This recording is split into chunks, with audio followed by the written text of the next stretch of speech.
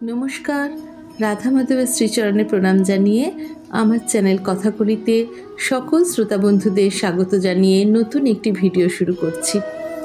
সকলের কাছে অনুরোধ রইল ভিডিওটি স্কিপ না করে সম্পূর্ণ শোনার। হয়তো আপনিও আপনার জীবনের সমস্যার সমাধানের পথ খুঁজে পেতে পারেন এই ভিডিওটির মাধ্যমে। তাহলে আসুন আর কথা না বাড়িয়ে ভিডিওটি শুরু করা যাক। ভগবদ্গীতা হলো জীবনের শ্রেষ্ঠ দর্শন, যেখানে আমাদের জীবনের সমস্ত সমস্যার সমাধান রয়েছে। এমন কোনো প্রশ্ন নেই যার উত্তর গীতায় নেই। তাই একটু ধৈর্য ধরে যদি আমরা গীতার উপদেশগুলো মেনে চলি, তাহলে কিন্তু জীবনের সমস্ত সমস্যার সমাধান করতে আমরা সক্ষম হব।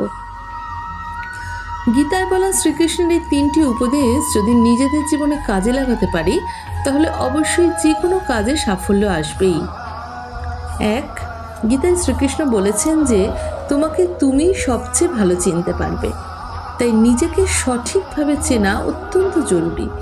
আর নিজের ভুল ত্রুটিগুলো বারবার অনুশীলন করাও প্রয়োজন, কারণ নিজের শক্তি ও দুর্বলতাকে জানলে তবেই জীবনে সাফল্য লাভ করতে পারবে। 2. গীতায় শ্রীকৃষ্ণ আরও বলেছেন যে নিজের মনের উপর নিয়ন্ত্রণ রাখা খুবই জরুরি।